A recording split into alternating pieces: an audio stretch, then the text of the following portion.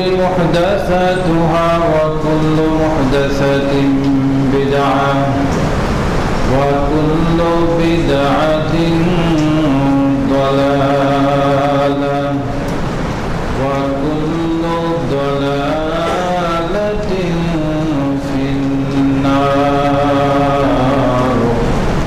فأعوذ بالله من الشيطان الرجيم بسم الله الرحمن الرحيم يا أيها الناس اتقوا ربكم الذي خلقكم من نفس واحدة وخلق منها زوجها وبث منهما رجالا كثيرا ونساء واتقوا الله الذي تساءلون به والأرحام إن الله كان عليكم رقيبا يا أيها الذين آمنوا اتقوا الله حق تقاته ولا تموتن إلا وأنتم مسلمون يا أيها الذين آمنوا اتقوا الله وقولوا قولا سديدا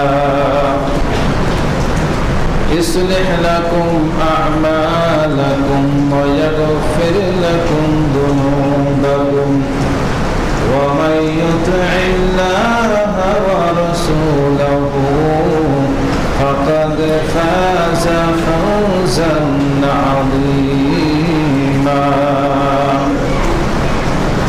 وقال تعالى يوم يكشف عن ساق ويدعون إلى السجود فلا يستطيعون خاشعة أبصارهم ترهقهم ذلة وقد كانوا يدعون إلى السجود وهم سالمون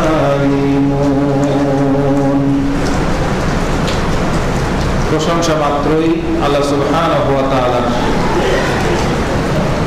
দরুদ ও সালাম বর্ষিত হোক আমাদের নবী মুহাম্মদ রাসূলুল্লাহ সাল্লাল্লাহু আলাইহি ওয়াসাল্লামের উপর শান্তি বর্ষিত হোক তার পরিবারবর্গের উপর শান্তি বর্ষিত হোক আসহাবে কেরামের উপর শান্তি বর্ষিত হোক তাবেঈন তাবেঈনগণের উপর শান্তি বর্ষিত হোক যে সমস্ত মুসলিম নর এবং নারী আল্লাহ এবং তার রাসূলের আনুগত্য করে দুনিয়া হতে বিদায় নিয়ে কবরে চলে গেছে তাদের মধ্যে আমাদের আত্মীয় স্বজন মা বাবা ভাই বোন অনেকেই কবরে চলে গেছে আল্লাহ সুবহানাহু ওয়া তাআলার কাছে আরজ করি আল্লাহ যেন তাদের কবরের আযাবগুলো মাফ করে দিয়ে তাদেরকে জান্নাত নসিব করে দিন শান্তি বর্ষিত হোক যে সমস্ত মুসলিম নর নারী বিশ্বের আনাচে কানাচে বহু ত্যাগ তিতিক্ষা যন্ত্রণা লাঞ্ছনা বঞ্চনা সহ্য করে এখন আল্লাহ এবং তার রাসূলের আনুগত্য করে যাচ্ছে জীবিত অবস্থায় আল্লাহ তাদেরকে হেফাজত করুন হাফিজাহুমুল্লাহ সম্মানিত উপস্থিত আমার প্রাণপ্রিয় মুসল্লিয়ান কেরাম মহিলা মুসল্লাতে উপস্থিত আমার মা ও বোনেরা আলোচনার বিষয় চলছিল ধারাবাহিকভাবে সালাতের গুরুত্ব সালাতের গুরুত্ব বোঝাতে গিয়ে আলোচনা করছিলাম যে আল্লাহ রাব্বুল আলামিন সালাতের যে গুরুত্ব দিয়েছেন বিশেষ করে বাংলাদেশ ভারত পাকিস্তান এই তিনটি দেশে যারা মুসলমান আছে আমরা মুসলমানদের মধ্যে বেনামাজির সংখ্যা অর্থাৎ সালাত না পড়া মানুষের সংখ্যা অনেক অনেক বেশি যেটা অন্যান্য দেশেও বেনামাজি আছে কিন্তু বাংলাদেশ ভারত পাকিস্তান এই তিনটি দেশে বেনামাজির সংখ্যা এত এত বেশি যা কল্পনাই করা যায় না। আজান হচ্ছে গল্প করছে, বিড়ি টানছে, আজান হচ্ছে নিজেদের আপোষে বিভিন্ন আলোচনা আলোচনা সবই চলছে। আজান হচ্ছে মসজিদের পাশ দিয়ে লাউড স্পিকার গান বাজিয়ে যাচ্ছে, অনুভূতিই নেই। নামাজের ইকামত হচ্ছে, অনেক মানুষকে দেখা যায় যে রাস্তা দিয়ে হেঁটে চলে যাচ্ছে, তার মধ্যে অনুভূতি নেই। এই দৃশ্যটা শুধুমাত্র বাংলাদেশ, ভারত, পাকিস্তান এই তিনটি দেশে বেশি পাওয়া যায়। অন্য দেশেও পাওয়া যায় না এমনটা নয়, খুব কম, রিয়ার খুব। তো এই বাংলাদেশ, ভারত, পাকিস্তানের মানুষ এত বেনামাজের সংখ্যা কেন? কারণটা কি? এর রোগ কি? রোগ অনেক, প্রায় অনেক আলেম, কেউ 4টা, কেউ 5টি, কেউ 7টি বিভিন্ন ভাবে বলেছে, সবগুলো এক জায়গায় করে মোট কারণ বের করেছি 9টি। আমি সবগুলো আলোচনা করবো না আজকে ধারাবাহিকভাবে। তো 9টি কারণ উল্লেখ করেছি, যদিও আমি এগুলো সামনের সপ্তাহে হয়তো চেষ্টা করবো আলোচনার জন্য। তো 9টি কারণ পাওয়া গেছে খুঁজে খুঁজে। 9টির মধ্যে প্রথম যে কারণটি খুব গুরুত্বপূর্ণ একটি কারণ আমার বক্তব্যের আজকের বিষয়। প্রথম যে কারণটি, বাংলাদেশ, ভারত, পাকিস্তানের মানুষ বেনামাজির সংখ্যা বেশি হওয়ার একটি মূল কারণ, যেইভাবে আল্লাহ সুবহানাহু ওয়া তাআলা সালাতের গুরুত্ব দিয়েছেন কোরআন এবং সুন্নায়, কোরআন এবং হাদিসে, আল্লাহ এবং তার রাসূল সাল্লাল্লাহু আলাইহি ওয়াসাল্লাম যেইভাবে গুরুত্ব দিয়েছেন, সেভাবে আমরা যারা আলোচনা করি, বক্তব্য দিই, খুতবা প্রদান করি, যারা শিক্ষক, যারা আমরা ছাত্রদের পড়াই, যারা পিতামাতা আছি, সেইভাবে আমরা বোঝাতে সক্ষম হই নাই। আমরা ইমামরাও বোঝাতে সক্ষম হই নাই জনগণকে, যারা শিক্ষক আছে যারা ছাত্রদেরকে সক্ষম হয় নাই, যারা আমরা মাহফিলে আলোচনা করি, ওয়াজ মাহফিল করি, তারাও কোনোদিন আলোচনা করে মানুষকে বোঝাতে সক্ষম হয় নাই যে সালাতের গুরুত্ব কতটুকু, কি গুরুত্ব, কতটুকু গুরুত্ব, কেমন গুরুত্ব। যে গুরুত্ব আল্লাহ এবং রাসূল দিয়েছেন, যেমন ভাবে দিয়েছেন, সেভাবে আমরা বোঝাতেই সক্ষম হয়নি। এটার মূল কারণ একটি, মানে পহেলা নম্বর কারণ, যার কারণে বেনামাজির সংখ্যা এত বেশি।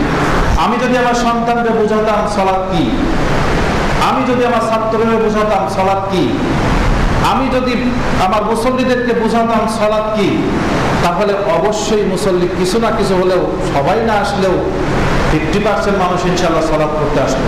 আমি আমার সালাত ছেলেকে বোঝাতে সক্ষম হয়নি, পিতা তার সন্তানকে বোঝাতে সক্ষম হয়নি, সন্তান শিক্ষক তার ছাত্রকে বোঝাতে সক্ষম হয় নাই, বোঝাই নাই কিভাবে। এর 1 নম্বর কারণ।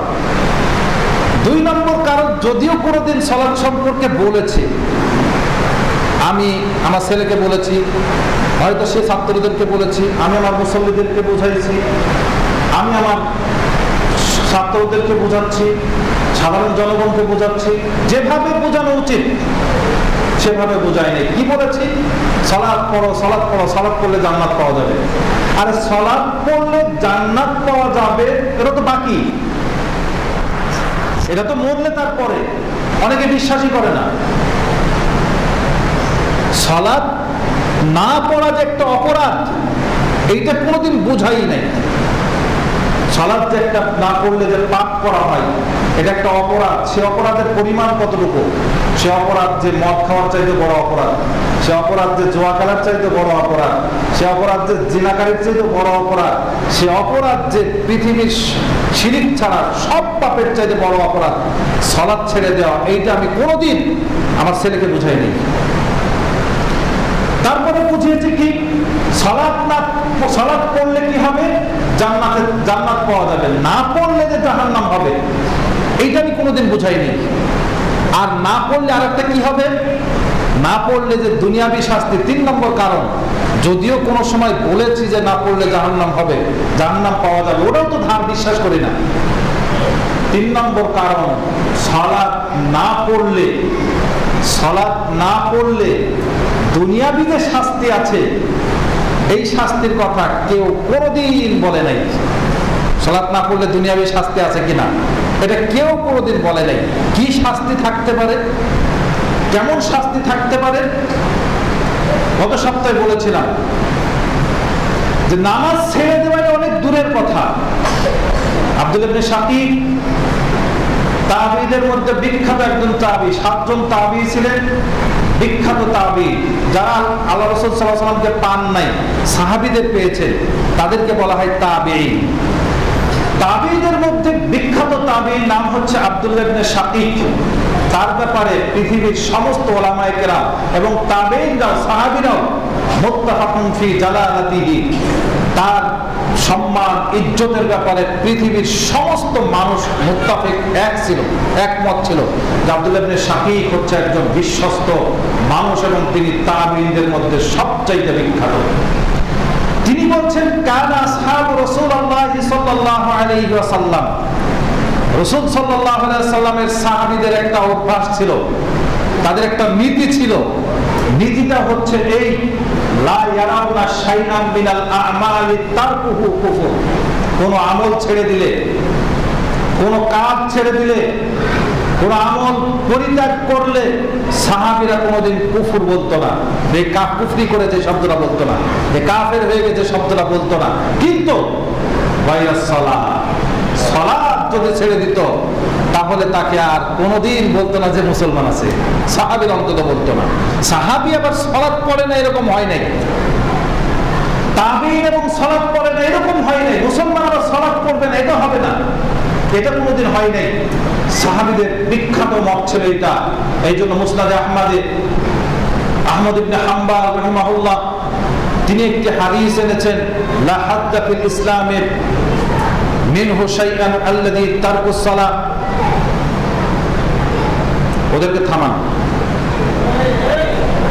ইসলামের মধ্যে তার কোন রকম কোন অংশ নাই, ইসলামের সামান্যতম অংশ তার ভিতরে নাই যে আল্লাযী তারকুস সালাহ, যে সালাত ছেড়ে দিল। সালাত ছেড়ে দিলে ইসলামের অংশ তার মধ্যে থাকে না। সালাত ছেড়ে দেওয়া তো দূরের কথা, জামাত ছেড়ে দিলেই গত সপ্তাহে আলোচনা করছিলাম, আবার সংক্ষিপ্তভাবে এক নজরে বলে দিই। এক নবী করিম সাল্লাল্লাহু আলাইহি ওয়াসাল্লাম বলছে, আমার স্থানে কাউকে দাঁড় করিয়ে দিই ইমামতিতে, একজনকে বলি কাঠ জড়ো করতে, আর কিছু লোক সংখ্যক নিয়ে যারা সালাতে আসে না তাদের বাড়ি ঘরগুলো জ্বালিয়ে দিই, তাদের সহ দিই না। ওই ঘরে শিশু বাস করে এবং মহিলা বাস করে। নবী করিম সাল্লাল্লাহু আলাইহি ওয়াসাল্লাম বলছেন যে একজন অন্ধ ব্যক্তি আসলো, সালাতের অনুমতি চাইতে বাড়িতে সালাত করবে, অন্ধ, অসুস্থ, দুর্বল, তারপরে বৃদ্ধ মানুষ, রাস্তা খারাপ, অনেক অভিযোগ। নবী করিম সাল্লাল্লাহু আলাইহি ওয়াসাল্লাম বললেন, যাও বাড়িতে গিয়ে সালাত আদায় করো। লোকটি দাঁড়ালো, ফালাম্মা ওয়াল্লা, লোকটি দাঁড়ালো, পিঠ ফিরে চলে যাচ্ছে। নবী করিম সাল্লাল্লাহু আলাইহি ওয়াসাল্লাম তাকে ডাকলো, হাল নিদা বিস সালাহ, হে ব্যক্তি তুমি কি নামাজের ডাক শুনতে পাও? লোকটি বলছে, হ্যাঁ ডাক শুনতে পাই। ফাআজি, তাহলে মসজিদে আসো, জামাতের সহিত সালাত আদায় করো। সামনে আযান যদি শুনতে পাও তাহলে মসজিদে এসে সালাত আদায় করবে। আব্দুল বিন মাসউদের হাদিসে বলেছিলাম, যেখান থেকে মানুষ আযান শুনতে পাবে সেই জায়গায় গিয়ে জামাতের সহিত সালাত আদায় করবে। এটা হচ্ছে নবীদের সুন্নাত। হাদিহি সুন্নাত সুনানুম মিন সুন্নাতিল আম্বিয়া, এটা হচ্ছে নবীগণের সুন্নাত। নবীগণের সুন্নাত যে ব্যক্তি ছেড়ে দিবে, নবী করিম সাল্লাল্লাহু আলাইহি ওয়াসাল্লাম তার ব্যাপারে বলছেন, লা দালালতুম ওয়া ইন তারাকতুম সুন্নাতা নবিয়িকুম, যদি তোমরা নবীদের সুন্নাতকে ছেড়ে দাও, লা দালালতুম, তাহলে তোমরা পথভ্রষ্ট হয়ে যাবে। বলতে গিয়ে তিনি আবার বলছেন, ওই ব্যক্তি জামাতে আসে না, পিছনে থেকে যায়, নামাজের গুরুত্ব দেয় না, জামাতে আসাকে গুরুত্ব দেয় না, সেই ব্যক্তি হচ্ছে কি? নবী করিম সাল্লাল্লাহু আলাইহি ওয়াসাল্লাম বলছেন খাঁটি মুনাফিক। সাহাবীরা বলছে যে অসুস্থ ব্যক্তি, হাঁটতে পারে না, এমন ব্যক্তিকে আমরা দুজনে কাঁধে ভর করে নিয়ে এসে জামাতে কাতারে দাঁড় করে দিয়েছি। হাঁটতে পারে না, বুখারীর হাদিস। আব্দুল বিন মাসউদ বলছেন যে আমরা এমনও ব্যক্তিকে পেয়েছি, হাঁটতে পারে না, দুর্বল, কষ্ট হচ্ছে, তাকেও কাঁধে করে নিয়ে এসে জামাতে দাঁড় করে দিয়েছি। এইবার বলেন তাহলে আমরা কি? নবী করিম সাল্লাল্লাহু আলাইহি ওয়াসাল্লাম বলছেন একজন মানুষ 5 ওয়াক্ত সালাত আদায় করে, জামাতও পড়ে, মাগরিবে আসে, জোহরে আসে, আসরে আসে, শুধুমাত্র ঈশা এবং ফজর আসে না, মা আসকালাস সালাতি আলাল মুনাফিকিন, মুনাফিকদের কাছে সবচেয়ে কঠিন সালাত জামাতে আসা কঠিন তার জন্য সালাতুল ঈশা ওয়াল ফজর, ফজর এবং ঈশার সালাত জামাতের সাথে করা। নবী করিম সাল্লাল্লাহু আলাইহি ওয়াসাল্লাম বলছেন, নবী করিম সাল্লাল্লাহু আলাইহি ওয়াসাল্লাম বলছেন, লাউ ইয়ালামুনা মা ফীহিমা, যদি তোমাদের মধ্যে কেউ জানতে পারত, লাউ ইয়ালামুনা মা ফীহিমা, যদি কেউ তোমাদের মধ্যে জানতো যে এই দুইটি সালাতে জামাতে আসার মধ্যে কি আছে, কি আছে, এটা যদি কেউ জানতো, লা তু হাবওয়ান হাবওয়া, তাহলে সেই ব্যক্তি কি করতে, হাঁটতে পারে না, হাঁটার মতো ক্ষমতা নাই, তার চলার মতো ক্ষমতা নাই, অথবা পা নাই, হামাগুড়ি দিয়ে হলেও মসজিদে এসে জামাতের সহিত সালাত আদায় করতো, ফজর এবং ঈশা। এই দুই সালাতের মধ্যে কি আছে? আমি যেদিন এই বক্তব্য দিলাম তো বল্লার মানুষ আমাকে খুব ধরলো যে আপনি খুব কড়া বক্তব্য দিচ্ছেন, এত কড়া দিন কেন হুজুর, একটু সুযোগ নাই, রাত্রি উঠতে পারি না, বেশি রাত করে ঘুমাই, সমস্যা অনেক বেশি। আমি বললাম ভাই, আপনি কালকে যদি আপনার হাটে যেতে হয় 2 গাঁটটি কাপড় নিয়ে যাবেন, ঢাকাতে দিবেন, ঢাকাতে আপনি কাপড় দিবেন চকবাজারে, ট্রেন ধরতে হবে আপনাকে 5টার ট্রেন, তাহলে আপনি ঘুম থেকে কয়টার সময় উঠবেন? বলছে 2:30টার সময় উঠতে হবে। কেন? 2:30টার সময় উঠে গোসল করতে হবে, খাইতে হবে, 1 ঘন্টা রেল স্টেশনে যেতে লাগে, তাহলে 2:30টার সময় ঘুম থেকে উঠতে হবে। আমি বলছি যে কয় টাকা লাভ করবেন? তো বলছে সর্বোচ্চ 5 থেকে 10,000 টাকা। 5 থেকে 10,000 টাকা লাভের জন্য আপনি 5টার সময় ট্রেন ধরতে 2:30টার সময় উঠতে পারেন। আর নবী করিম সাল্লাল্লাহু আলাইহি ওয়াসাল্লাম বলছেন ফজরের ফরজ সালাত বাদ দেন, সুন্নাত 2 রাকাতের কথা বলছে, রাকাতাইল ফজরি খায়রুম মিনাদ দুনিয়া ওয়া মা ফিহা। ফজরের 2 রাকাত সুন্নাত, এই 2 রাকাত সুন্নাতের মূল্য সারা পৃথিবী এবং পৃথিবীর মধ্যে যত সম্পত্তি আছে তার চাইতে উত্তম। ফজরের 2 রাকাত সুন্নাতের মূল্য সারা পৃথিবী এবং পৃথিবীর মধ্যে যত সম্পত্তি আছে তার চাইতে উত্তম। সুবহানাল্লাহ বলেছেন, এর ভাব বোঝেন নাই। এইটা হচ্ছে নতুন শহর হতে যাচ্ছে, পাতিরা পূর্বাচল উপশহরের খুব কাছাকাছি, 300 ফুটের কাছাকাছি, অনেক দাম। তো এখানে যদি আমি 1 বিঘা জমি কিনি, কত দাম হতে পারে? কয়েক কোটি টাকা। পুরো পাতিরার দাম কত হতে পারে? পাতিরার মধ্যে যত সম্পত্তি আছে তার দাম কত হতে পারে?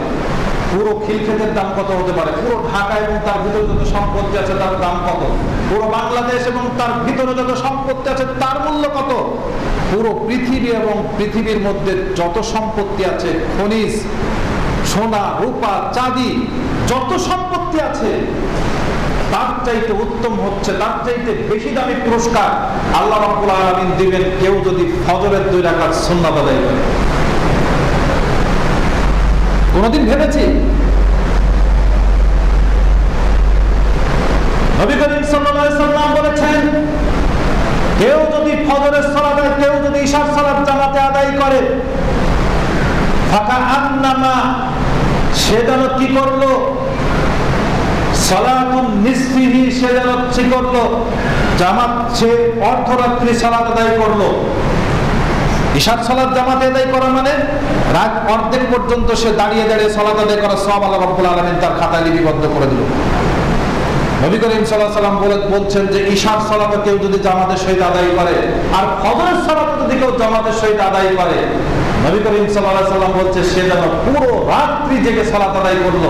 তাহাজ্জুদ পড়লে যেরকম সওয়াব হবে, ঈশার সালাত এবং ফজরের সালাত জামাতে আদায় করলে আল্লাহ রাব্বুল আলামিন পূর্ণাঙ্গ রাত ইবাদত করার, সালাত আদায় করার নেকি আল্লাহ রাব্বুল আলামিন তার খাতায় লিপিবদ্ধ করে দেবেন। নবী করিম সাল্লাল্লাহু আলাইহি ওয়াসাল্লাম বলছেন, যে ব্যক্তি ফজরের সালাত জামাতে আদায় করবে, যেখানে বসা ছিল ওখানেই বসা থাকবে, বসা থেকে তাসবিহ তাহলিল করবে, সুবহানাল্লাহ যতটুকু পারে, সুবহানাল্লাহ, আলহামদুলিল্লাহ, আল্লাহু আকবার, এরকম করতে থাকলো। যতটুকু আরো কিছু পারে, যতটুকু দোয়া পারে, এতটুকু করতে করতে করতে বেলা উঠে গেল। নবী করিম সাল্লাল্লাহু আলাইহি ওয়াসাল্লাম বলছেন, বেলা ওঠার পরে সে 2 রাকাত সালাত আদায় করলো, সালাতুদ দুহা। সালাত জামাতের সহিত ঈশা ফজরের সালাত আদায় করেছে, বসে থেকে যতটুকু পারে সে তাসবিহ তাহলিল করতে করতে করতে বেলা উঠে গেছে, 2 রাকাত সালাত পড়েছে। নবী সাল্লাল্লাহু আলাইহি ওয়াসাল্লাম বলছেন তার খাতায় লিপিবদ্ধ করা হবে একটি হজ, একটি উমরা, পূর্ণ হজ, পূর্ণ উমরা, পূর্ণ হজ, পূর্ণ তাম্মাতিন তাম্মাতিন তাম্মা। নবী করিম সাল্লাল্লাহু আলাইহি ওয়াসাল্লাম 3 বার শব্দটি ব্যবহার করেছে, পূর্ণ হজ, পূর্ণ উমরা, পূর্ণ হজ, পূর্ণ উমরা, পূর্ণ হজ, পূর্ণ উমরা। নেকি আল্লাহ রাব্বুল আলামিন তার খাতায় লিপিবদ্ধ করে দেবেন। দৈনিক যদি কেউ করে, দৈনিকই তার নেকি লিপিবদ্ধ হবে। কিন্তু শর্ত হচ্ছে ফজরের সালাত, ঈশার সালাত জামাতে আদায় করতে হবে। ঈশা ফজরের গুরুত্ব এত বেশি, তাও নবী করিম সাল্লাল্লাহু আলাইহি ওয়াসাল্লাম বলছেন লাউ ইয়ালামুনা মা ফীহিমা, যদি তারা জানতে পারত এর ভিতরে কি আছে। সালাত ছেড়ে দিবেন? অসম্ভব। অসুস্থ ব্যক্তি, নবী করিম সাল্লাল্লাহু আলাইহি ওয়াসাল্লাম বলেছেন দাঁড়িয়ে সালাত আদায় করতে হয়। দাঁড়াতে পারছো না, বসে সালাত আদায় করো। বসতে পারছো না, শুয়ে আদায় করো, বাইশারায় আদায় করো। নবী করিম সাল্লাল্লাহু আলাইহি ওয়াসাল্লামের এক সাহাবী অসুস্থ কথা জানালো। নবী করিম সাল্লাল্লাহু আলাইহি ওয়াসাল্লাম বলছে সল্লু কাইমান, সাল্লি কাইমান, দাঁড়িয়ে সালাত আদায় করো। ফাইল্লাম তাস্তাতি, দাঁড়ানোর ক্ষমতা নাই, ফাসল্লু কুউদান, তাহলে বসে সালাত আদায় করো। ওয়াইল্লাম তাস্তাতি, তাতেও যদি তোমার ক্ষমতা না থাকে, ফাআলা জামবিন, তাহলে কাত হয়ে চিত হয়ে যেভাবে শুয়ে হয় সেভাবে সালাত আদায় করো। এখন আমাদের মধ্যে একটি সমস্যা, অসুস্থ ব্যক্তি হচ্ছে মাসবুর, সুস্থ ব্যক্তি রাস্তায় রাস্তায় ঘুরছে, আর একজন ব্যক্তি অসুস্থ চেয়ারে বসে সালাত আদায় করেছে, তাকে নিয়ে রাস্তাঘাটে, চার দোকানে সব জায়গায় সমালোচনা। আপনাকে মনে রাখতে হবে চেয়ারে বসে সালাত নিয়ে আমাদের সমাজে একটি বিশাল কেওয়াজ আছে। কেউ বলছে জায়েজ, কেউ বলছে জায়েজ না, কেউ বলছে হবে, কেউ বলছে হবে না। আসলেই হবে হবে না বিষয়গুলো নিয়ে কোনোদিন কি আমি চিন্তা করেছি? চিন্তা করা উচিত। যে চেয়ারে বসে সালাত আদায় করে অন্তত শখের বসে আদায় করে না। যে চেয়ারে বসে সালাত আদায় করে সে যদি দাঁড়িয়ে সালাত আদায় করতে পারতো, সিজদা দিতে পারতো, তাহলে সে এই চেয়ারে বসে আদায় করতো না। তাহলে আমাকে জানতে হবে যে চেয়ারে বসে সালাত আদায় করতে হলে আমার বিধানটা কি। বিধান হচ্ছে, আমাকে অনেকে এখানে আসার পর প্রশ্ন করেছে চেয়ারে সালাত আদায় করা জায়েজ না না জায়েজ। বাংলাদেশ ইসলামিক ফাউন্ডেশন থেকে ডাইরেক্ট ফতোয়া দিয়েছে চেয়ারে বসে সালাত করা হারাম, জায়েজ নাই। আচ্ছা, যেটা আমি পারি না আল্লাহ রাব্বুল আলামিন সেটাকে আমাকে ধরবে। আল্লাহ রাব্বুল আলামিন বলেছে সাল্লু কায়মান, দাঁড়িয়ে সালাত আদায় করো। দাঁড়াতে পারছি না, দাঁড়ানোর ক্ষমতাই আমার নাই, মাথা ঘোরাচ্ছে। আমি সুস্থ মানুষ, হঠাৎ করে প্রেশার বেড়ে গেল, মাথা ঘোরাচ্ছে, তাহলে আমি দাঁড়াতে পারছি না।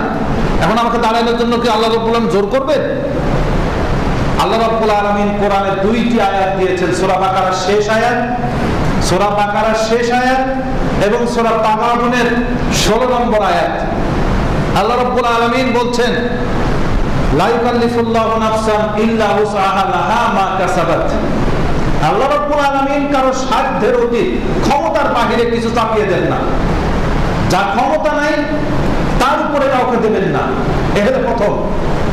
আরেকটা হচ্ছে ফাত্তাকুল্লাহ মাস্তাতাতুম, আল্লাহ রাব্বুল আলামিনকে ভয় করো সাধ্য অনুযায়ী, ক্ষমতার ভিতরে থেকে, ক্ষমতার বাহিরে গিয়ে নয়। ক্ষমতার বাহিরে গিয়ে আল্লাহ রাব্বুল আলামিনকে ভয় করতে বলেন নাই। তাহলে আপনাকে ভয় করতে হবে আল্লাহ, আপনার বেঁচে থেকে, আবার আপনাকে সাধ্য অনুযায়ী, ক্ষমতা অনুযায়ী আল্লাহকে ভয় করতে হবে। এখানে সমস্যা হচ্ছে একজন ব্যক্তি দাঁড়াতেই পারছে না, তাহলে তাকে বসে সালাত আদায় করতে হবে। এখন বসতেও পারছে না, তাহলে শুয়ে আদায় করতে হবে। একজন মানুষ সিজদা দিতে পারছে না, তাকে অবশ্যই ইশারায় সিজদা দিতে হবে। একজন মানুষ রুকু দিতে পারছে না, তাহলে অবশ্যই তাকে ইশারায় রুকু দিতে হবে।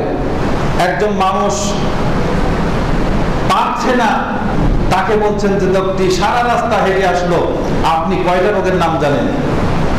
একজন মানুষের হাঁটুই ব্যথা, হাঁটুতে ব্যথা, সব ভালো আছে, হাঁটতে পারে কিন্তু সিজদা দিতে পারে না, হাঁটুতে লাগে। আর একজন মানুষের মাজায় ব্যথা, সিজদাও দিতে পারে কিন্তু রুকু দিতে পারে না। মাজায় ব্যথা রুকু দেওয়া সম্ভব, রুকু দেওয়া সম্ভব, যার কারণে সে রুকু দিতে পারছে না। এই জন্য ওলামায়ে কেরামগণ হাদিস এবং কোরআনকে বিশ্লেষণ করে চেয়ারে বসে সালাত আদায় করা যায়। চেয়ারে বসা আর বসা একই জিনিস, কেননা ইমরান ইবনে হুসাইন রাদিয়াল্লাহু তাআলা আনহু থেকে বর্ণিত হাদিসটি আবু দাউদে এসেছে, তিরমিজিতে এসেছে, অন্যান্য হাদিসে এসেছে, হাদিসটি সহিহ। ইমরান ইবনে হুসাইন রাদিয়াল্লাহু তাআলা আনহু বলছেন, নবী করিম সাল্লাল্লাহু আলাইহি ওয়াসাল্লাম একজন সাহাবীকে দেখতে গেলেন। দেখতে গিয়ে দেখছেন যে সে একটা কাঠের উপরে সিজদা করছে, কাঠটা ছুঁড়ে ফেলে দিল নবী করিম সাল্লাল্লাহু আলাইহি ওয়াসাল্লাম ধরে। লোকটি কি করবে? বালিশে সিজদা করবে। পাশে বালিশ ছিল, বালিশটা টেনে এনে সিজদা করছে। নবী করিম সাল্লাল্লাহু আলাইহি ওয়াসাল্লাম সেটাও সরিয়ে দিলেন।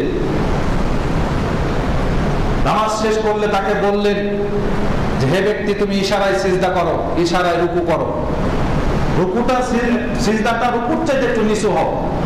রুকুটা যতটুকু নিচু হয়, সিজদাটা আরো একটু নিচু করো। মাটিতে কপাল ঠেকাতে পারছো না, ইশারায় সিজদা করো। কিন্তু কাঠের উপরে সিজদা করবেন, বালিশের উপরে সিজদা করবেন, সামনে একটা উঁচু করে দাগা করে নেবেন, এই সুযোগ নেই। তাহলে বসা, শোয়া আর চেয়ারে বসা যেহেতু ইশারায় সিজদা করছে, পার্থক্য নেই। এখন কথা হচ্ছে তাহলে কতটুকু কি করতে পারবে? 3-5টা হালত আছে। এক ব্যক্তি মোটেই দাঁড়াতেও পারে না, রুকু দিতেও পারে না, সিজদা দিতেও পারে না, দাঁড়ানোর ক্ষমতাও তার নাই। যেমন ধরেন প্রেসার উঠে গেল হঠাৎ করে, এই ব্যক্তি দাঁড়িয়ে থাকতে পারবে না, সে রুকু দিতেও পারবে না, সিজদা দিতেও পারবে না। তাহলে এর জন্য হচ্ছে কি, পুরোটাই দাঁড়িয়ে বসে সালাত আদায় করবে, সে চেয়ারে বসে হোক আর মাটিতে বসে হোক। আরেকজন ব্যক্তি কিছু দাঁড়াতে পারে, কিছুক্ষণ দাঁড়াতে পারে, তাহলে তাকে কিছুক্ষণ দাঁড়িয়ে থাকতে হবে। আর একজন ব্যক্তি রুকু করতে পারে না, সব দাঁড়িয়ে করতে হবে, কিন্তু রুকুটা ইশারায় করতে হবে বসে। আর একজন ব্যক্তি আছে সিজদা করতে পারে না, তাহলে সবকিছু সে দাঁড়িয়ে বসে যেটা যেভাবে করা উচিত করবে, কিন্তু সে রুকু দিতে পারে না, কেননা কপালে ব্যথা আছে বা হাঁটুতে ব্যথা আছে। তাহলে সে বসবে, বসে ইশারায় সিজদা দেবে, সেটা চেয়ার হোক, যেহেতু হাঁটুই ব্যথা চেয়ারে বসতে হবে, তাহলে সবগুলো দাঁড়িয়ে করবে, বাকিটা চেয়ারে। যেটা সে পারে না সেইটা করতে পারবে। কিন্তু আমাদের মধ্যে সারা বাজারে ঘুরছে, ঘুরে এসে ওই যে চেয়ার একবার বসলো আর শেষ পর্যন্ত ওঠে না। এইটা না, যেটা আপনি পারছেন না শুধুমাত্র সেটা করবেন, ততটুকু ক্ষমতা আপনার। তার বাহিরে যদি করেন তাহলে আপনার সালাত হবে না। কেননা দাঁড়ানো রকম, রুকু রকম, সিজদা রকম, রুকু থেকে উঠাও রকম, সিজদা থেকে উঠাও রকম। কয়টা রকম বাদ গেছে? 5টা রকম বাদ যাবে যদি আপনি এই কাজটি করেন। তাহলে যেটা আপনি পারেন কিন্তু করেন নাই, তাহলে আপনার সালাত হবে না। আর রকম বাদ গেলে সালাত হবেই না। রকম বাদ গেলে সালাত হবেই না। রুকু তাতে যদি সিজদা দেন তাও হবে না। রকম বাদ গেলে ওই রাকাতটাই বাদ দিতে হয়। সালাতের ওয়াজিব বাদ গেলে সেটা সিজদার মাধ্যমে শেষ করতে হয়। আমি এই জন্য একদিন হানাফিদের এক প্রশ্নের জবাবে বলেছিলাম, যারা সূরা ফাতিহা না পড়াকে দলিল হিসাবে গ্রহণ করে, সূরা ফাতিহা না পড়াকে তারা বলে যে ইমামের পিছনে সূরা ফাতিহা পড়তে হবে না। তবে একদিন প্রশ্ন করেছিলাম যে সূরা ফাতিহা ইমামের পিছনে পড়া কি? আমরা তো জানি রুকুন, আপনারা কি বলেন? তো ওরা বলছে যে আমরা জানি হচ্ছে ওয়াজিব। আচ্ছা, ওয়াজিব ছুটে গেলে কি করতে হয়? ও যে সিজদা দিতে হয়। তাহলে আপনাদের ফতোয়া অনুযায়ী ওয়াজিব ছুটে গেলে সিজদা দিতে হয়। আপনারা তো পুরো মুসল্লিদের কি ওয়াজিব তরক করিয়ে দেন, তাহলে আপনাদের সালাত হয় কিভাবে? আমাকে তো বলেন। গেছে শেষ। আপনি বলছেন যে ওয়াজিব ছুটে গেলে সালাতে অবশ্যই সিজদা দিতে হবে, নাহলে সালাত হবে না। আমিও জানি সূরা ফাতিহা, আমি জানি যে রুকুন, আপনারা বলছে ওয়াজিব। আপনাদের ফতোয়া আসে সূরা ফাতিহা ছুটে যাওয়া মানে সালাতের রুকুন ছুটে যাওয়া, আপনাদের ফতোয়া অনুযায়ী ওয়াজিব ছুটে যাওয়া।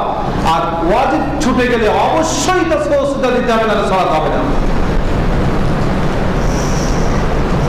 মনে রাখবেন, যারা যতটুকু পারেন দাঁড়িয়ে করতে, বসে করতে, যেগুলো দাঁড়িয়ে করতে হয় দাঁড়িয়ে করতে পারেন, যেগুলো বসে করতে পারেন, সিজদা দিতে পারেন, তারা যদি ইশারায় বা চেয়ারে বসে সালাত আদায় করেন তাহলে হবে না। কিন্তু যে ব্যক্তি মাযুর, ওজর আছে, রুকু করতে না পারলে চেয়ারে বসে রুকু করেন, সিজদা করতে না পারলে চেয়ারে বসে সিজদা করেন, দাঁড়াতে না পারলে আপনি চেয়ারে বসে সালাত আদায় করেন, তাতে আপনার সালাত হবে এবং 100% শুদ্ধ হবে। কেউ এটাকে না বলতে পারে নাই। ঢালাও ভাবে ফতোয়া দেওয়ার কোনো সুযোগ নাই। বলছিলাম দাঁড়িয়ে সালাত আদায় করতে হয়, দাঁড়াতে পারছেন না বসে আদায় করুন। বসতে পারছেন না, শুয়ে আদায় করুন। সালাত আপনাকে আমাকে আদায় করতে হবে। বলেছিলাম ওযু করে সালাত আদায় করতে হয়, গোসল করে সালাত আদায় করতে হয়। গোসল করতে পারছেন না, তায়াম্মুম করুন। মাটি নাই, তায়াম্মুম করা মাটি নাই, তাহলে নিজেকে পবিত্র ভাবুন। পবিত্র পোশাক পরে সালাত আদায় করতে হয়। পোশাক নাই, অপবিত্র পোশাক আছে, অপবিত্র পোশাকও নাই, উলঙ্গ অবস্থা আছেন, সালাতের টাইম হয়েছে, আপনাকে শাস্তি দেওয়া হচ্ছে জেলখানায়, ওই অবস্থায় আপনি এই অবস্থায় নিজেকে পবিত্র ভেবে এইভাবেই আপনাকে সালাত আদায় করতে হবে আল্লাহ সুবহানাহু ওয়া তাআলার কাছে। এভাবেই কি করতে হবে? সাহায্য প্রার্থনা করতে হবে। ওয়াস্তাঈনু বিস-সাবরি ওয়াস-সালাহ। আল্লাহ রাব্বুল আলামিন বলেন ধৈর্যের মাধ্যমে, ধৈর্য ধারণ করে সালাতের মাধ্যমে সাহায্য প্রার্থনা করতে হবে। এভাবে যদি সাহায্য প্রার্থনা করেন, সাহায্য গ্রহণ হবে, কবুল হবে। আরে ডাকেন না একবার আল্লাহকে। কেন আপনি মাধ্যম ধরছেন? আপনার দরকারটা কি? অভাবে আছেন, ঋণগ্রস্ত হয়েছেন, কষ্টে আছেন, দুঃখে আছেন, বলেন না আল্লাহকে একবার। কোনদিন বলেছেন? কেন মাধ্যম ধরতে যান শুধু? কেন শুধু হুজুরের উপরে ফেলে দেন? নিজে কোনদিন গোপনে আল্লাহ সুবহানাহু ওয়া তাআলার কাছে একবার ডেকেছেন, একবার চেয়েছেন? আল্লাহ রাব্বুল আলামিন বারবার বলেছেন উদউনি আস্তাজিব লাকুম, ডাকো আমাকে, আমি তোমার ডাকে জবাব দেব, সাড়া দেব। আল্লাহ রাব্বুল আলামিন বলেছেন আম্মা ইউজিবুল মুস্তাররা ইযা দাআহু ওয়া ইয়াকশিফুস সু। কে আছে তোমাদের মধ্যে, কে আছে তোমাদের মধ্যে এমন আম্মা ইউজিবুল মুস্তাররা, যখন তোমরা বিপদ আপদ মুসিবতে পড়ে যাও, তোমাদের ডাকে কে সাড়া দেয়? কে তোমাদের বিপদ থেকে উদ্ধার করে? ওয়া ইয়াকশিফুস সু, যখন তোমাদের কঠিন বিপদ এসে যায়, একমাত্র আল্লাহ সুবহানাহু ওয়া তাআলাই তোমাদেরকে রক্ষা করেন। আল্লাহ সুবহানাহু ওয়া তাআলার কাছে একবার ডাকেন না। আলী ইবনে আবি তালিব রাদিয়াল্লাহু তাআলা আনহু বর্ণনা করেছেন, নবী করিম সাল্লাল্লাহু আলাইহি ওয়াসাল্লাম বলেছেন যে কেউ যদি, একজন মানুষ কেউ যদি এই দোয়াটি পড়ে, তার যদি পাহাড় পরিমাণ ঋণ থাকে, পাহাড় পরিমাণ, আল্লাহ সুবহানাহু ওয়া তাআলা পরিশোধ করার তৌফিক দান করে দিবেন। বলেছেন কোনদিন? মুখস্থ করেন নাই, বলার চেষ্টাও করেন নাই, জানার চেষ্টাও করেন নাই, অনেক কিছু শিখেছেন, এটা শেখেন নাই।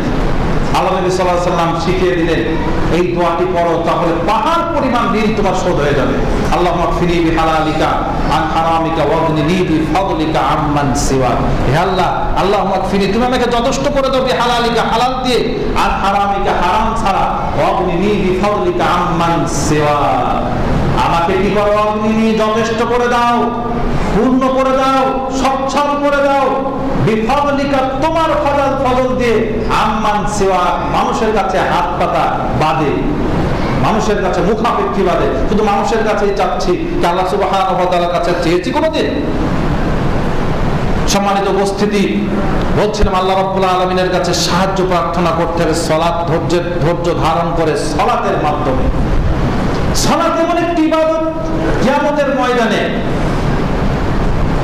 কিয়ামতের ময়দানে কি কি হতে পারে সালাত না পড়লে? আল্লাহ রাব্বুল আলামিন বলেন,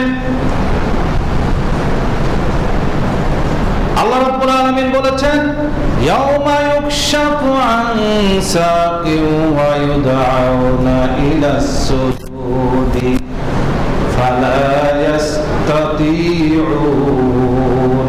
আল্লাহ রাব্বুল আলামিন বলেন সেদিন কিয়ামতের ময়দানে আল্লাহ রাব্বুল আলামিন তার পায়ের গোছাকে আলগা করে দিবেন মানুষের সামনে, মানুষের সিজদায় লুটিয়ে যাবে।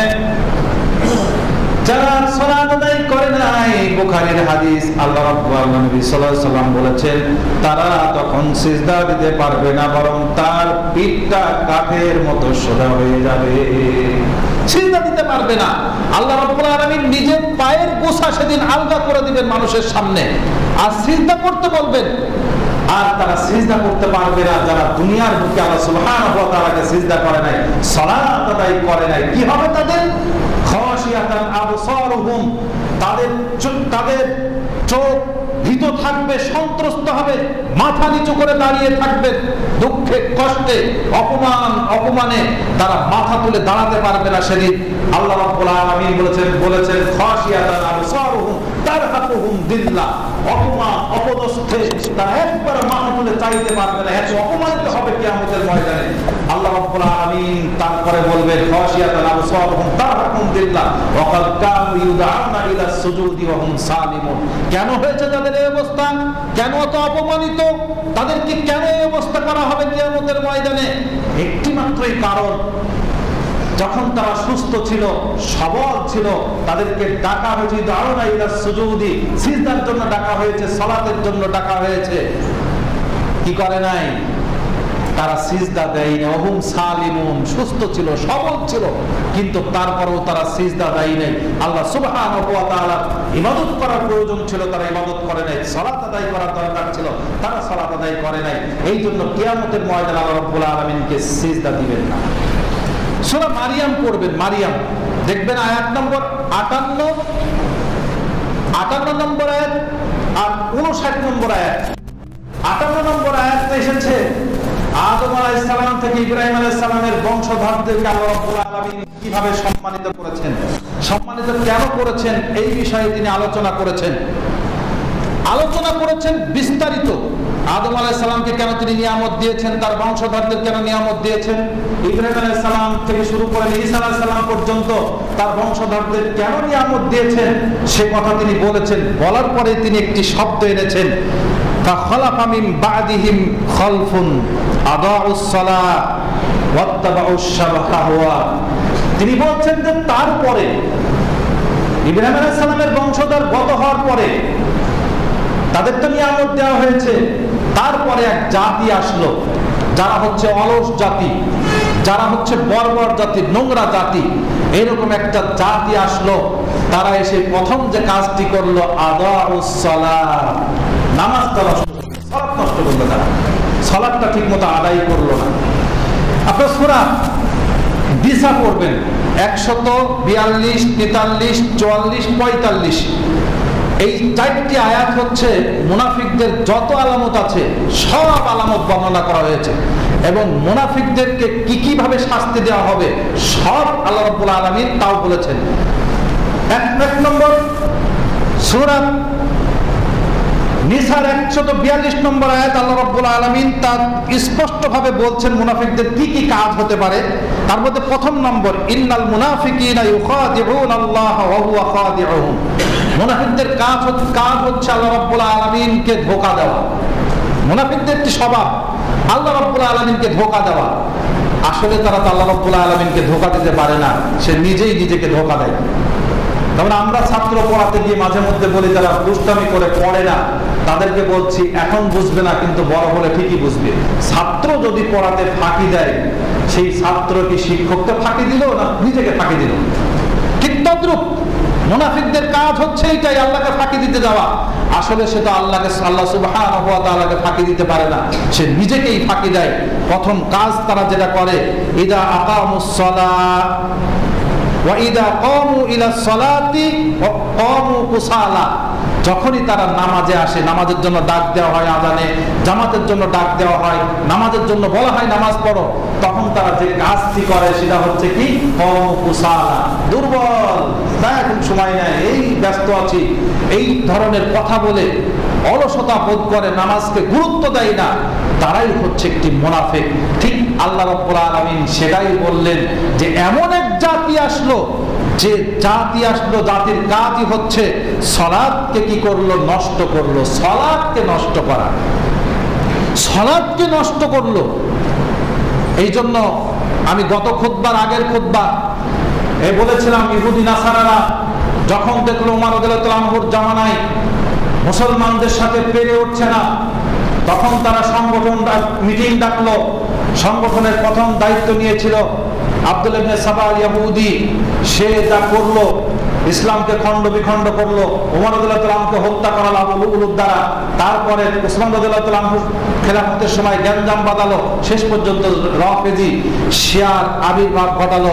আলী রাদিয়াল্লাহু আনহুর প্রাধান্য দিতে গিয়ে, যদি আলী রাদিয়াল্লাহু আনহু তখন বুঝতে পেরে তাকে আগুনে পুড়িয়ে হত্যা করেছিল এই আব্দুল্লাহ ইবনে সাবা ইহুদি। আর দ্বিতীয় নম্বর হচ্ছে মিশন।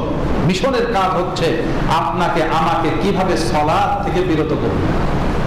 দেখেন না, এনজিওর মাধ্যমে ওরা দুইটি পদক্ষেপ ধরে। প্রথম কথা হচ্ছে কোন কোন জায়গায় মুসলমানদের সালাত নষ্ট করা যায়, সালাত নষ্ট করার জন্য কি করতে হবে। যেমন টাইলস কিনলেন, টাইলসের মধ্যে ছবি, পোশাক কিনলেন, পোশাকের মধ্যে ছবি, সাবান কিনলেন, সাবানের মধ্যে ছবি, বই কিনলেন, বইয়ের মধ্যে ছবি। আপনি খেলনা কিনেছেন, খেলনাটা মূর্তি। আমরা তো শুধু মূর্তি ভাঙার জন্য পাগল হয়ে যাই হিন্দুদের মন্দিরের। আর হিন্দুদের মূর্তি ভাঙতে হবে না, কেন ওরা মন্দিরে পূজা করে, ওরা তাদের অধিকার, এই দেশে বাস করে, দুনিয়ায় বাস করে, তারা তাদের গণ্ডির মধ্যে করে। এইটা নিয়ে আপনার মাথা ঘামানোর কোনো দরকার নাই। প্রত্যেকের নিরাপত্তা পাওয়ার নিরাপত্তা পাওয়ার অধিকারের পৃথিবীতে আছে, সে তার জায়গায় ইবাদত করেছে। আপনার কি? আপনাকে যেটা বলা হয়েছে সেটা আপনার বাড়ির মূর্তিগুলো দূর করে। আপনার শোকেসে মূর্তি, আপনার পোশাকে মূর্তি, আপনার জামাতে মূর্তি, আপনার সাবানে মূর্তি, আপনার খাদ্যতে মূর্তি, আপনার স্যান্ডেলে মূর্তি, আপনার গেঞ্জিতে মূর্তি। আজকে জানাজা পড়তে গেছিলাম, অন্যান্য পরিবেশে হলে অর্ধেক মানুষকে আমি জানাজা থেকে এমনি বের করে দিতাম। বিশ্বাস হয় না আপনার? আমি লক্ষ্য করে দেখেছি অনেক জুতাতে মূর্তি, অনেকের গেঞ্জিতে মূর্তি। আরে আপনার কি? আমার তো লস নেই, আপনার লস। নবী করিম সাল্লাল্লাহু আলাইহি ওয়াসাল্লাম বলেছেন, ওই জায়গায় ফেরেশতাই থাকে না, ওই জায়গায় ফেরেশতাই থাকে না যে জায়গায় কুকুর বাস করে, যে জায়গায় ছবি মূর্তি থাকে। জীবের ছবি থাকলে সেখানে ফেরেশতা থাকে না। আপনার বাপের জানাজা পড়াবো, কবুল হবে না। আমার সমস্যা কোথায়? আপনি সালাত আদায় করবেন, কবুল হবে না। এই জন্য ইহুদি নাসারাদের একটি বড় প্রোগ্রাম ছিল যে মানুষের সালাতকে নষ্ট করা, মানুষ মুসলমানদের ঈমান মজবুত করে সালাতে। আর সালাত যদি নষ্ট হয়, ঈমান নষ্ট। ঈমান নষ্ট হলে মুসলমানদের শক্তিও নষ্ট। আর মুসলমানদের অধঃপতনের মূল কারণটাই হচ্ছে এখানে, তারা তাদের সালাতকে নষ্ট করে ফেলেছে। সালাতকে নষ্ট করেছে, সালাতের গুরুত্ব নাই। যখনই সালাতকে নষ্ট করেছে তখনই তারা দুর্বল হয়ে পড়েছে, বন্যার প্যানার মতো হয়ে গেছে। এই জাতি ছিল সিংহের জাতি, এই জাতি ছিল বট বৃক্ষের ন্যায় একটি বৃক্ষ। এই জাতি সিংহের জাতি, সিংহ আজ দাঁত হারিয়েছে, থাবাও হারিয়েছে, বট গাছ আজ বন্যার প্যানাতে পরিণত হয়েছে। এই জাতি আজ দুর্বল, যে কেউ যা ইচ্ছা তাই বলছে, কিচ্ছু করতে পারছে না। একটি মাত্রই কারণ, আদাউস সালাত, নামাজ নষ্ট করেছে। নামাজ মানুষকে একতাবদ্ধ করে, নামাজ মানুষের মধ্যে ঐক্য তৈরি করে, নামাজ মানুষের মধ্যে ভেদাভেদ নষ্ট করে দেয়। একজন মানুষ আর একজন মানুষের পাশে দাঁড়িয়ে পায়ে পা, কাঁধে কাঁধ মিলিয়ে যখন সালাত আদায় করবে, তার উপরে আর কোনো হিংসা থাকতে পারে? সালাত নষ্ট করে দিয়েছে না, সালাত কবুল হবে না। যেখানে মূর্তি থাকে সেখানে ফেরেশতা থাকে না, যেখানে কুকুর থাকে সেখানে ফেরেশতা প্রবেশ করে না। বাদ দেন এবার দ্বিতীয় নম্বর পদ্ধতি ধরেছে এনজিওর মাধ্যমে।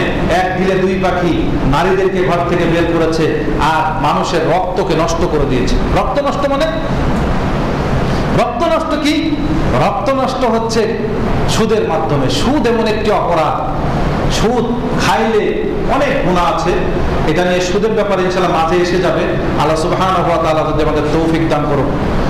বলছিলাম, বাংলাদেশ, ভারত, পাকিস্তান, এই তিন দেশের মানুষ বেনামাজি হওয়ার সংখ্যা বেশি হওয়ার তিনটি কারণ বলেছি। আজকে তিনটি কারণ বলেছি, এখনো দলিল বলি না। ইনশাআল্লাহ আগামী সপ্তাহগুলোতে দলিল সহকারে বাংলাদেশ, ভারত, পাকিস্তানের মানুষ কেন বেনামাজি বেশি এবং নামাজ পরিত্যাগকারীর আর কি কি শাস্তি হতে পারে সবগুলো নিয়ে আসছি আগামী জুমাতে, আল্লাহ সুবহানাহু ওয়া তাআলা যদি তৌফিক দান করেন।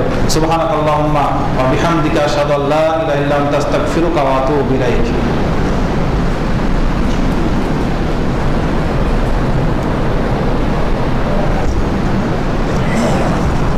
আলহামদুলিল্লাহ হামদান কাসীরান তাইয়্যিবান মুবারাকান ফীহি।